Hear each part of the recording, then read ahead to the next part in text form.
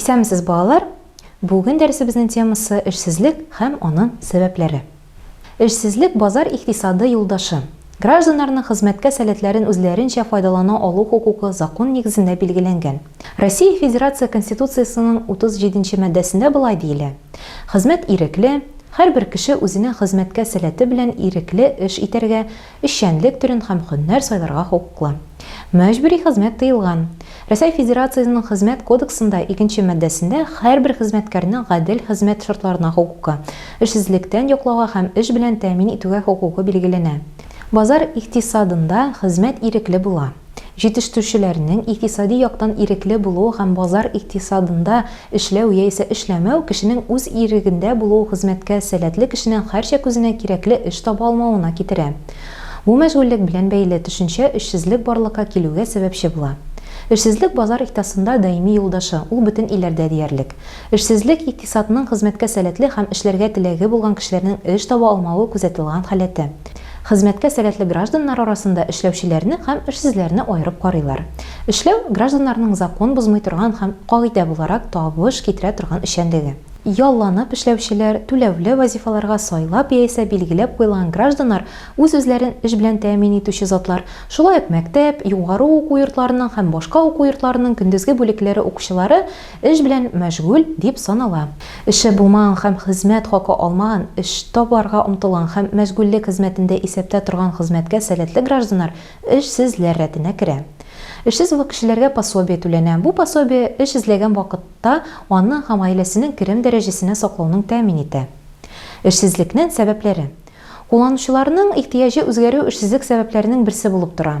Җитештерү өлкәсендә моңа бәйле үзгәрешләр килеп чыга. Яңа технологиялар куллану, иске производстволарны ябу, эш урыннары камилләштерү, товарларның күп кенә төрләре юкка чыга. Һөнәрләрнең кайбер төрләре белән кызыксыну кими, икенчеләре белән яңалардан кертеп кызыксыну киресенчә арта. 200 ел элек кенә инженер һөнәре җитештерүчедә иң кирәкле иде, аннары менеджер, икътисадчы, программист кебек һөнәрләргә ихтыяҗ артты. Калькулятор белән эшләргә күнеккән хисапчы предприятиесеннән компьютерлар кертелү белән эшсез кала.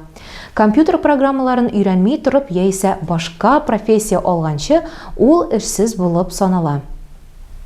Мондый эшсезлекне структур эшсезлеге дип атыйлар. Эшсезлекнең тагын бер сәбәбе гражданнарның эш эзләве яисә аның алырга әзерләү белән бәйле. Эшсезләр арасында беренче тапкыр эш эзләүчеләр бар. Әйтик, колледжның яисә югары уку йортын тамамлаучылар аларның белгечләренә яисә әзерлек дәрәҗәсенә туры килә торган эш урынын тапканчы эшсез дип саналырга мөмкин. Башкалар эшләрен алмаштырырга мәҗбүр булалар. Эш алмаштыру сәбәпләре төрлечә булырга мөмкин. Яхшырак хезмәт шартларын һәм яхшырак түләнә торган эш эзләү, үз һөнәре белән кызыксыну кимү, эштән китү, яшәү урынын алыштыру һәм башкалар. Продукция җитештерүнең кимүше белән беррәттән хезмәткәрләрне эштән җибәрү һәм эш урыннарын киметү бара.